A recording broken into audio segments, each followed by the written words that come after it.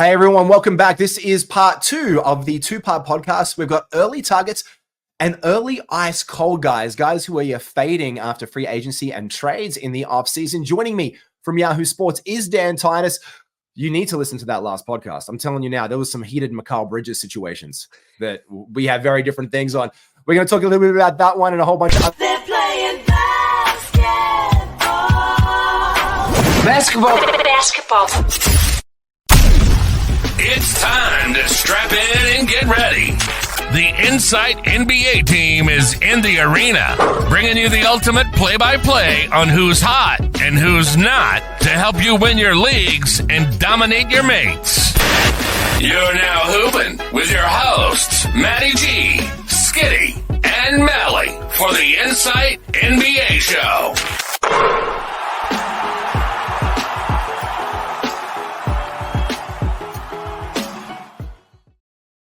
Welcome back, Dan. How are you, mate? Doing great, man. Excited to continue this Knicks conversation. I know it got a little bit heated for Mikal Bridges, but Mikal. I'll just say from the start, I feel like there's a chance that we're going to see all of the Knicks kind of suffer a little bit in fantasy, right? Like even Jalen Brunson. This is an all NBA player, but I'm like, I made the slide, Dan. If you're watching this on YouTube, you can see the slide. A bunch of Knicks are going to just lose touches. It's a bunch of Knicks, man, and we don't know what Julius Randle's going to look like in this situation. He looks right? like this in the photo. He's the one on the right-hand side wearing the number 30 jersey. That's what Julius. I think he might have changed his hair. Did he share his hair? Did he change? He cut the dreads. I think he changed his hair. New look, new Julius potentially. I call him orange. The sacrificing Julius. Is that what we're going to see? I don't. Efficient Julius. I'm excited to see it. I call him the orange Julius. For me, that's the American thing. $100 million pay cut and cutting your touches off. Dante DiVincenzo to the bench. Look at this. This is a starting 5 basketball team. Yeah. If Julius Randle plays the 5, but there's 6 dudes there. Yeah, that's 6 dudes. You don't even have Mitchell Robinson on that thing. When Mitchell Robinson's a big guy that I think actually, before he got injured, he was one of the top offensive rebounders in the game. He can be a double-double threat. So, this Knicks team is just so deep that I'm like, yeah, Tibbs plays his main 6 guys the most minutes, but, dude, they have the ability to kind of, go to the bench if they need to. If they need somebody to get a spark in Josh Hart or they need a bucket from Dante DiVincenzo, they can go do that. And that's a good insurance policy for OG who, can't stay healthy. So I don't know. This is going to be a really curious exercise. Jericho Sims. Jericho Sims gets value. Tibbs loves Jericho Sims. I wouldn't be surprised. I'm still wondering if the Knicks are monitoring Walker Kessler a little bit. He could be had for a couple of picks. So I wonder if they're going to go into training camp and be like, do we trust Jericho in this situation? Do we want to run small ball Randall? I don't think so. So I don't know. I wouldn't be surprised if they added another big, but at this point, the Knicks guys Brunson's going to cost a second round pick. And is he going to get 26, 27 points per game next year with 6 assists and that efficiency? There's a lot of mouths to feed now. So I don't know. I'm still I think this is the team that I'm most concerned about in terms of fantasy because I'm I don't know which one's going to eat. Is it going to be consistent? Can you rely on that? Yeah. I don't know if I'm going to rely on Mikal Bridges. I know that it's a team of committee. Jalen Brunson, I can return. I can confidently be he's going to be one of the leaders of the team. They're even marketing it that way. The guy's taking $100 million pay cut. Bro, he's a star at this point. That was a star they didn't know that they were getting. That what I'm saying. All of New York is this guy is. Thank you. You're the gift to Gotham City at this point. Yeah, 100%. The guy is he's a superhero in that town right now, and especially when Randall went down last year, he just stepped up, had an incredible one. Bleacher Report today reporting through Shams that they even made an inquiry about Clint Capella over at the New York Knicks. So that was a report that I was reading this morning that they made the Knicks made an inquiry with the Atlanta Hawks, which is good because I would love to see Okongwu return some value and actually get that starting role in Atlanta. And this is all guys we're talking about now. This is a big thing that we're doing right now. Don't forget about this bad boy right here. We have the ultimate draft kit. This is the big draft day guide going on. We've got 4 analyst boards. I've got my top 200 players, skitties, mallies, and matrixes. We take all of those. We have a consensus board, and we have a 200, I think it's 26 player reference data page as well. You can go and deep dive. Sheesh. That's all of, yeah, man. I'll send you one. I'll send you it when it's finished, Dan. Yeah, but I'm literally about to do my rankings next week, so I'm very curious. We got to do a little cross comparison. Who we're high on. I'll send you some stuff. And it's only $10 for the one of matrices and like 200 players, but it's 25 Australian dollars, which I think for you, Dan, it's for free. But if in America, it's like $8. I'm pretty sure with the currency rate. Jump on our Patreon and do that. The link is on here, and it's going to be available on our web store as well. And it's a perfect draft day kit. You actually get to know what the consensus where dudes are doing and if they are hot or if they are not. A guy that you think is not hot, we spoke about it before, Mikal Bridges, he's down on his value from last year, but another one because of these signings and these things and teams and when people pick up players, Chris Paul has gone to the Spurs, and Trey Jones unfortunately has taken a hit for you in fantasy this year. Yeah, I think it's a combination between Chris Paul coming over, even though it's a 1-year contract. I mean, he's going to start. I think that's going to be a great thing for Wemby. I think Greg Popovich has been searching for someone to be the floor general for this team for over a year. Like, you don't start Jeremy Sohan for a portion of the season and not think that you need an upgrade here. So that's what Chris Paul is. But then you draft Stephon Castle, who I think is really just being groomed to eventually take over after Chris Paul. So where does that really leave Trey Jones? Backup point guard. He was someone that was pretty cheap in terms of draft capital last year. He definitely shined once he actually got the keys to the system and the offense. But I think that this is pretty much long and gone now. We can pretty much write Trey Jones off of our fantasy lists from here on out, just because there's just too much depth in front of him to really sustain his value. 100%. And look, we always know there's a handicap with Chris Paul. So this is a guy who, like, are you really going to be in the last round taking Trey Jones as your handcuff to the starting minutes? Yeah, I mean, potentially if you want to get flirty with it, but there's better picks on the board. There's guys who are going to get genuine minutes, and Trey Jones ain't it. And again, we saw last year the experiment with Sohan. I don't know, for me, Pop tends to trust guys. Like, I grew up watching the Spurs, and he trusted dudes. Like, he trusted Manu. He trusted Boris Diaw, Tony Parker, trust him. Robinson, trust him. Tim Duncan, of course you trust him. One of the greatest power forwards of all time. Trey Jones, not a lot of trust. Not a lot of trust. In fact, he doesn't even trust Keldon Johnson much anymore. No. And he's been telling us this, who his circle of trust is. And these guys are on the outskirts looking in right now. Like, you don't go get damn near 40-year-old Chris Paul if you're like, oh, I think Trey, this might be your time. This is Trey's moment. No, yeah, you're right. Yeah, no, and this is the thing. Like, where we can look at real, like, this is eye test, like real human test, influencing fantasy test. If your coach does not like you, you will not play minutes. If you do not play minutes, you are not productive. If you are not productive, you are not fantasy relevant. And that's just like a whole ripple effect of that. Yep. One guy who we talked about the Knicks earlier on, and this was a really interesting point. The Knicks didn't go for Donovan Mitchell. They didn't need him. They've got Jalen Brunson. Like, they've got the Nova Knicks. They've got all of these guys. Who are you going to give up of this bunch of blokes who you've just gone out of your way to get Mikal Bridges back into the fold, to get Donovan Mitchell over to your team?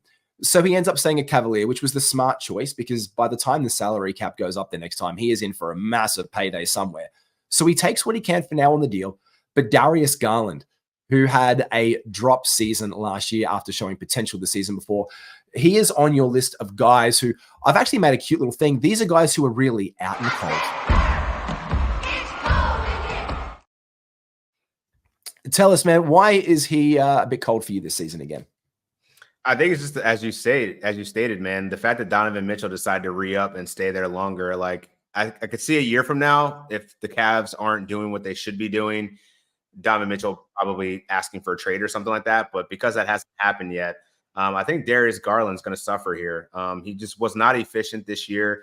Him and Donovan Mitchell, if you look at their on-off data, it's not particularly promising. So at this point, like, where Darius Garland was being drafted as like a fourth round type of guy, fifth round type of dude, I don't know that we can expect the production that we've seen. And I think last year is probably more of the floor is what I'm expecting, or probably the ceiling is what I'm expecting for him going into next year. And like, maybe another year of chemistry might help, but I'm just not going to be as bullish on Darius Garland. I think last year I had him as like a third, no later than 4th round guy. Whereas now I'm going to probably be off him unless he's like late 4th, 5th round, because I think that's more representative of where he's actually going to be at, playing alongside Donovan Mitchell, someone that's soaking up 30% usage rate, taking over ball handling duties. And frankly, there's just a lot of bodies in the Cleveland Cavaliers where we got to see more out of Evan Mobley. We got to see more out of Jared Allen. So yeah, there's too many mouths to feed where Darius Garland's going to thrive here as the one option. Don't think he's going to be. Yeah.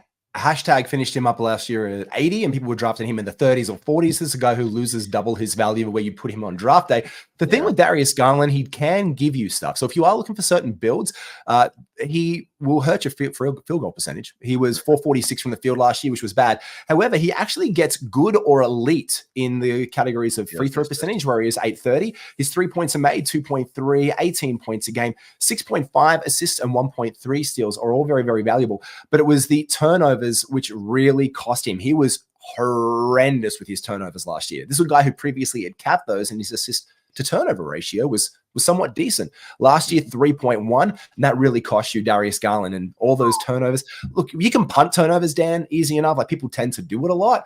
Yeah. But when it's actually costing you a cat, not keeping you a cat, that's where it's detrimental. Like, his plus minus value on that was just ugh. Right. And you combine that with this poor field goal percentage, and it's like, and that's obviously it's a variable, right? Because some days he'll shoot 55, the other day he'll shoot 30. But I think it was more of the 30s that's really going to hurt you on a week to week kind of, and with the volume that he has. Yeah. If Donovan Mitchell didn't stay, I would be really in on Darius Garland, but I was actually hoping he would be the one that the Spurs traded for, but we'll see. I actually was thinking he was going to go there or to the Lakers. He was another option as a clutch client. There was talk of that as well. So that was a guy who we were thinking, and then D'Angelo Russell goes over there, and then we'll figure that out, and he comes off the bench or something over in Cleveland. But that was all the whispers and the talk, and then nothing happened. It's the status quo. It's Cleveland. Lakers, man, just doing nothing out here doing nothing. I was going to go to another way. Nothing. I was going to go to another player, but I got them on my list. There you go. I got LeBron and AD. Good segue, Dan. These are on my list of losers of the Lakers, because you know what I'm not doing in fantasy this year? I'm not touching anyone outside of 4 guys from Los Angeles. When we break up, we're going to be doing our team preview pods, Dan. We're changing up this year. We're going to say, who do we take from teams? So it's going to be like the take list. Suns, the take list, Warriors. Like, who are we taking? Because if you look at it at the end of the day, there are dudes who you don't want to touch outside of LeBron James, Anthony Davis, D'Angelo Russell, and Austin Reeves. I don't want to touch a Los Angeles Laker because they have lost out big time in free agency. And that means the Lakers have lost out for returning potential value for you in fantasy draft day. Do you really want to go through the full Rui Hachimura experience? Do you? Is that what you want? I'm not interested in that. I do think Austin Reeves intrigues me a bit. He had a good season last year, 16 points a game, 5.5 assists, 4 rebounds, and he shot 48% from the field. So I think that there is a place where Austin Reeves is valuable. D'Angelo Russell is one, as you pointed out, it was like, I'm only taking the fall guys. I think Austin Reeves and D'Angelo Russell are the 2 fall guys where it's like, if I'm in the back end of my draft and I'm looking for a guard, D'Angelo Russell played very well last year. Like, he was in that Tobias Harris category of like, I don't like top drafting 60. Him. He's usually pretty dude. Mid, but he played very, very well. And to expect that again, that's why you don't want to overdraft him. Make sure that you're keeping him in that 8 to 10 range of where he would go. But I think those guys could provide some value for you in the later in the back ends of the drafts. But like, outside of LeBron and AD, touching those guys in the first 3 rounds, and then it's going to be a while before we draft any other Laker. Yeah, we don't want to be looking at them or touching them. Other guys around the league with their moves, Kelly Oubre Jr., who was a pickup last year when he didn't fall over his BMX bike. You could ride Kelly Oubre Jr. On and off the waiver wire. The Pistons are an interesting one because the Pistons in Orlando are really interesting because Orlando was competent last year. They're really good in the East. They're like a top 4 Eastern team. But I hate talking about the Detroit Pistons as a competent basketball organization, and all of a sudden, the Pistons seem as if a competent basketball organization. There are going to be slight dings, I think, to Asar Thompson, not as much as Simon Fontecchio, but there is still a log jam. Isaiah Stewart, you mentioned in the last pod. They've just got players and adults in the room, a new coach, and they may win some games. Yeah, I don't know if they're going to win some games. They'll win some games, but like I think more than 10.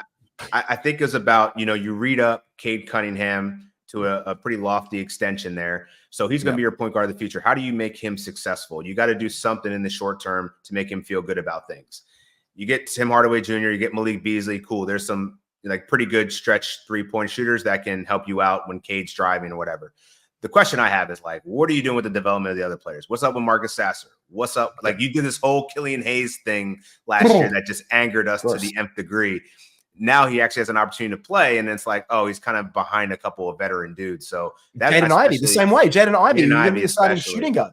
No, not going to do it. We're just going to bury him. I'm hoping he can. Let's see how training camp goes. Maybe they decide to go with the youth movement and just have the vets as the backups. That would be dope. But I just don't know that we can trust Jaden Ivey quite yet. And he hasn't really shown a fantasy profile enough that you're going to be reaching for him in the earlier rounds of drafts, right? So I think in fact, in every category, the only thing that he is average in the NBA with are 3 points made, points, assists 3.8, and his blocks are 0.5. Everything else, apart from just those standard calls, are actually either below average or his field goal percentage is double negative down to 429. So this is a guy who has never given us any greens. He's never given us any positives or net positives that we say, you know what? Love this about Ivy. Even that 3-point shot at 1.6, you can get that in the waiver wire. And that's why he has been a waiver wire guy. And if you're trying to look over your shoulder for this vet that's breathing down your neck, I just don't think that the fantasy outlook looks great for people in Detroit outside of Cade, Tobias Harris, Jalen Duren. I probably until Asar Thompson can get that J together. I think his minutes might be fluctuated as well as he's still kind of working things out. So those are the only guys I'd really trust. So I think they're all kind of downgraded a bit by all the moves that were made this offseason. And the one move that's caused a whole bunch of ripples, as far as I'm concerned, in Orlando is KCP coming to town. Guys like Jalen Suggs, who he was the D guy. He was that energy shooting guard, defense, motor dude. That's what KCP does. That's his bread and butter. That's what gets him the money. I'm still surprised that he apparently there was rumored to have been offered the same money in Denver and didn't take it, which I was surprised he didn't take, which is kind of telling of the Denver Nuggets organization in a way, which I was surprised by. I think that was one of my biggest offseason surprises. Guys wanting to leave Denver, where we've been told for 2 or 3 seasons, everyone kind of wants to go and play with Jokic in Denver. But Jalen Suggs takes a hit. Markelle Fultz is a free agent still, so he's not even relevant to the Orlando Magic right now. Anthony Black, development, just like you said. Sasser, second-year guys coming in, getting an opportunity. Anthony Black takes a bit of a knock there as well. And Cole Anthony as well takes a bit of a knock. So the guard rotation in fact, it's been guards who have really suffered, I think, in the offseason across the NBA, including one of the guys who you think has suffered the most, CJ McCollum. Oh, want to go back to Suggs for 1 second, though. I actually feel like Suggs is a winner because they only signed Corey Joseph. So there's nobody else really playing point guard besides him and Cole Anthony, who is more of hey, give me 20 minutes of some bucket getting. I actually feel like there's an opportunity for Jalen Suggs to be one of those late round guys that's going to actually be a higher riser in terms of his value and his input, only because I think his assists are going to go up just naturally by playing point guard. I think he's going to be the starting point guard, even though Paolo and Franz are really the ones that are initiating the offense. But I think there's going to be a jump there. But dude shot 48% from the field last year, or 47% from the field last year, 40% from three. That's helpful when you have someone creating like Paolo and Franz.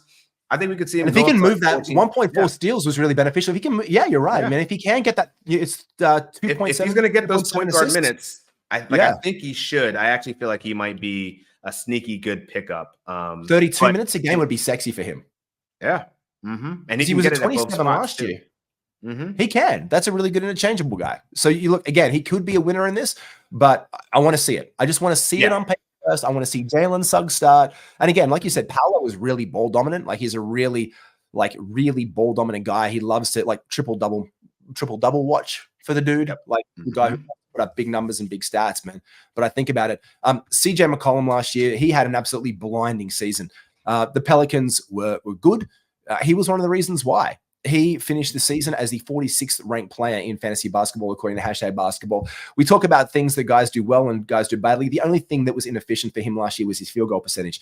He was 8.25 from the line, 3.6 threes, 20 points a game, 4.6 assists, and he even got 4 rebounds, a steal, and only 1.7 turnovers a game. Sexy from CJ, but unfortunately, we're not riding that this year, Dan. No, I think it's just the arrival of DeJounte Murray here. Like, there's going to be less playmaking available for him. He had a career best 57% field goal percentage. So that encompasses your field goal percentage, your 3-point percentage, your free throws.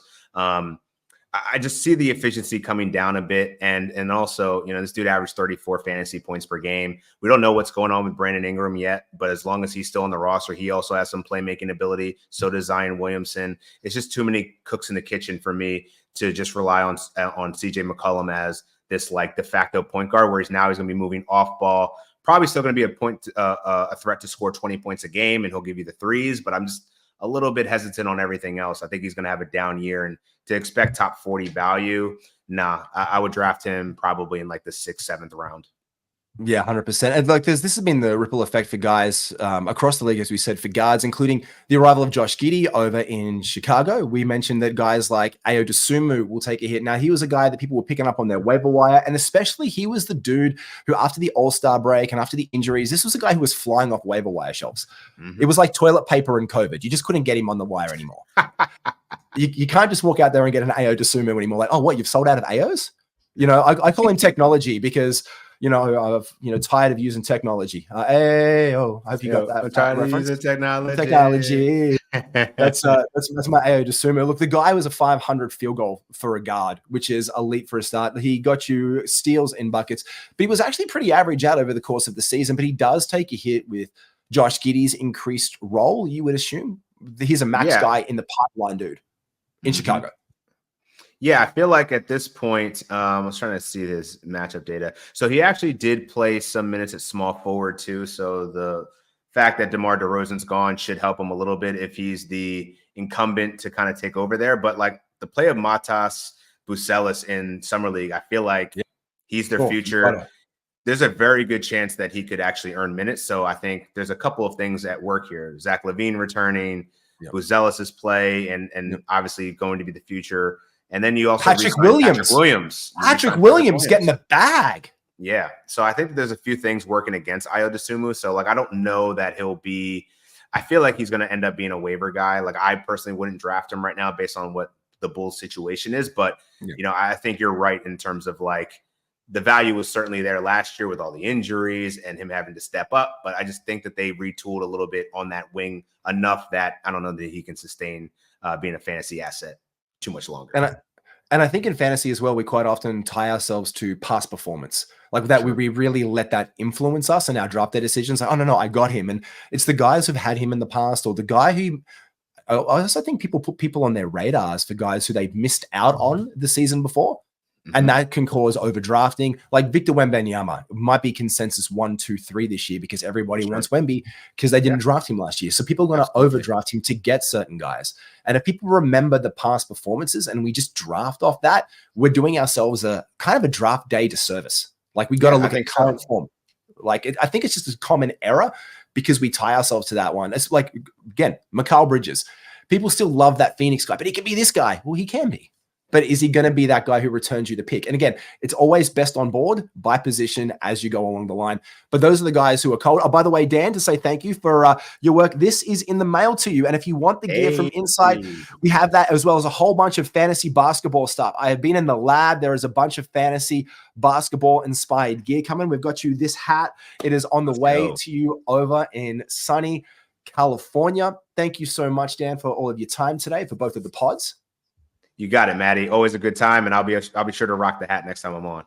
Oh, man, thank you so much. Hey, guys, make sure you like and subscribe. Get all the things. Don't forget about the big draft day kick coming up. We have preseason previews of all of the teams coming up really soon. Like and subscribe. All things Insight. We'll catch you soon.